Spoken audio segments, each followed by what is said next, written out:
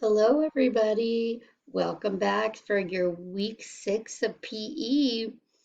This week, grades third through sixth, you are going to be working on Tenickling skills. We have not done this before, so this is going to be something new and exciting for you. So, before we get started, I'm going to go over the grade level standards with you so we can see what we're trying to accomplish with our Tenickling. Third grade, perform a teacher design sequence using manipulatives. Fourth grade, perform a teacher design sequence with or without manipulatives while demonstrating balance, coordination, clear shapes, purposeful movements, and smooth transitions. Fifth grade, perform a variety of dances accurately. And sixth grade, design and perform different group dance and rhythm sequences that incorporate equipment. So that is what each of you are trying to work on within our unit that we are learning for Tenickling. So you are, instead of doing an actual warm-up today, your warm-up is to learn about what Tenickling is. So Tenickling is actually from the Philippines, and it's a dance that they do, a very common, famous dance to them. And so you are going to click on each of these links and learn about Tenickling. Tenickling normally uses poles that are banged on the ground or some type of wood to create a rhythm. So you're going to see that. And then this next one, watch side to side video. This is a step that they use in Tenickling to get between the poles when they're banging. And then there is also the diagonal step, which is a different step that is used. Now in PE, we're not using the actual poles to do the banging. We're going to be using jump bands. And that is going to be like elastic bands that go around your ankles. And it represents the pole. So we are going to be doing a lot of rhythm, a lot of jumping, a lot of exercise because we're going to be using the jump bands instead of the poles. So I want you to take a look at that video of the jump bands and how you would see it in action and what it would look like here at school if we possibly next week can get it all together. We might be doing some of these activities. This is exactly what we are doing in the classroom. Their intro is going to be learning about Tenickling and what it is, and then seeing these same exact videos that you are seeing. And then after that, your lesson activity, again, this is exactly, I took this from exactly what I have for the kids doing here. So they're going to do some student practice. They're going to be on their home base. We're going to talk about footwork for enders. Enders are the people that are on the end, the jump bands. And so their rhythm is going to be in, out, out. And so we're going to stand on our spots and we're going to practice that rhythm together. In, meaning our feet are together, and then jumping out, out with our feet apart. After I see the students have an understanding of that, then we're going to go to the footwork for the jumpers. And so we're going to practice that side to side movement that you watched earlier. If you have not watched the videos at this point, then you should stop, pause me, and go back and watch those videos. Otherwise, as I'm going through these things for student practice, you are going to be a little bit lost because you didn't get that previous knowledge. So pause and go back and watch the videos if you have not done that yet. Then we're going to go into footwork for jumpers, and we're going to practice that first one side to side. And so they're going to step right, left, right, lift. And the key with to nickeling is to never put that last foot down. And then they're going to come back with that foot that's lifted. It's now going to be left, right, left, lift.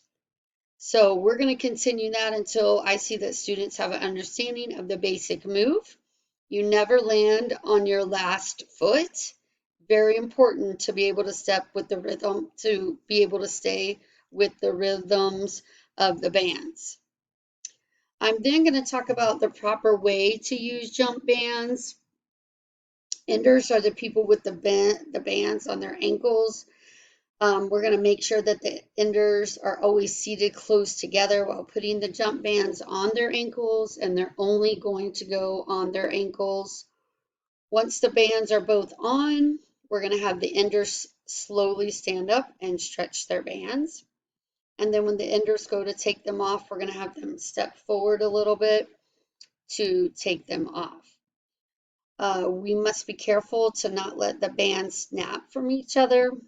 Walking with the bands on or jumping and turning with the ropes on is not permitted.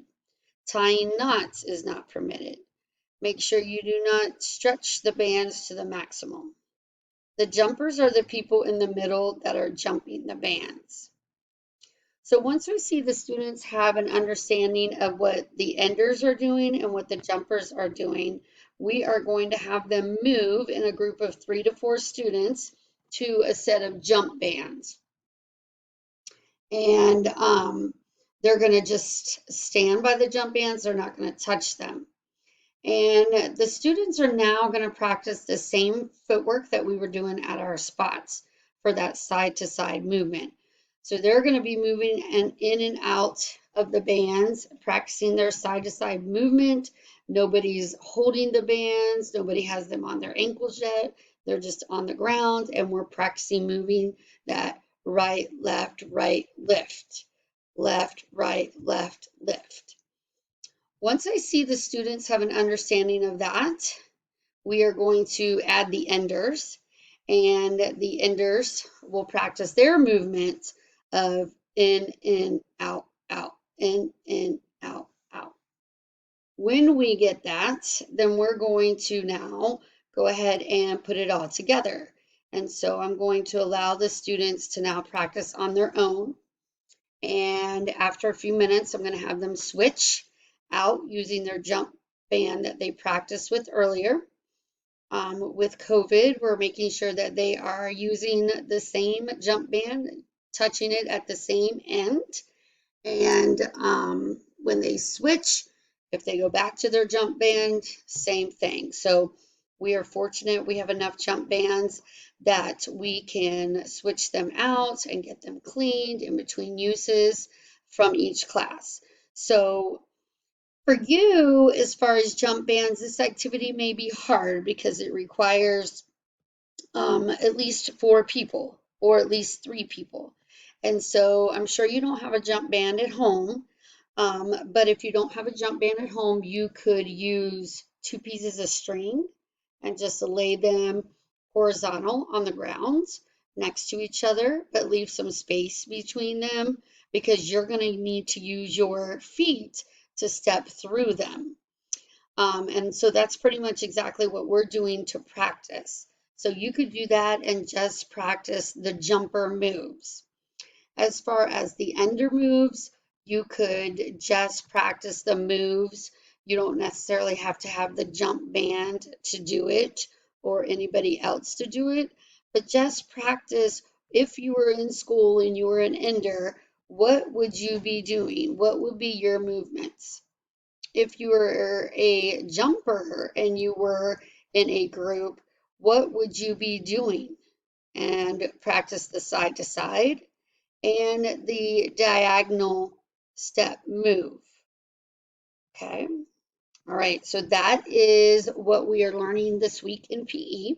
So again, adapt it the best you can to meet your needs. Even though you may not have enough people to actually put the 2 together, you can still, like I said, string, rope, lay it on the ground, horizontal, and practice those steps. And then pretend you're an ender and stand at one end of the rope or string and practice your in, out, in, out. Okay? And then next week, the plan is to kind of put all of this together and do some different things that you saw in that jump band video where they were putting different amount of people together, different techniques. And so we're going to look at doing that next week. So hopefully you enjoy this week learning about Tanickling and how it works and the steps that you should go through. Again, if you want to go back to those videos, maybe you didn't pay very much attention to the steps, maybe you want to pause and go along with them, please feel free to do that so that you have an understanding of the steps that are being used as the jumper and the ender when you are into nickeling. All right, well, that brings us back to our Bitmoji classroom, and I hope you guys have a wonderful time practicing this new skill and that you are out there getting lots of exercise this week, and I look forward to seeing you next week. Have fun.